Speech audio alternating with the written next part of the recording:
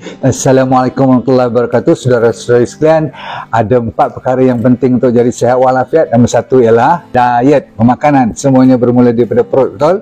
Nombor 2 ialah dinamakan exercise. Nombor 3 ialah tidur.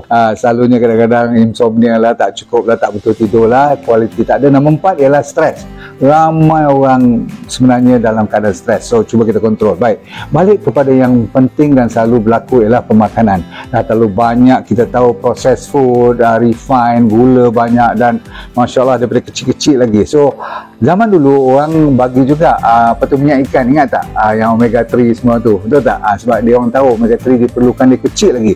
Bila besar, lagi diperlukan. Dan zaman sekarang, ramai orang tak cukup omega 3. Yang ada sekarang, dunia yang terbaik ialah daripada pokok sacenci yang dijadikan minyak.